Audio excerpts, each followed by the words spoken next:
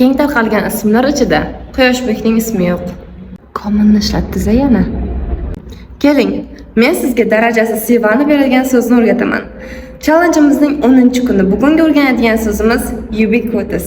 Tarjimasi keng tarqalgan, hamma joyda uchraydigan, umumiy. Sinonimlari common, universal, widely spread.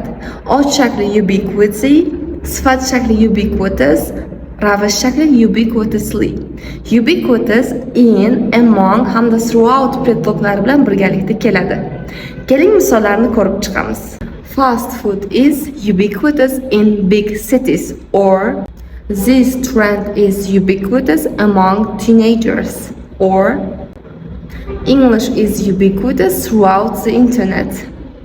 Kommentariyada gap tuzib qoldiring, barchanikini tekshirib beraman. Sahifamdan uzoqlashmang, qiziqarlari hali oldinda.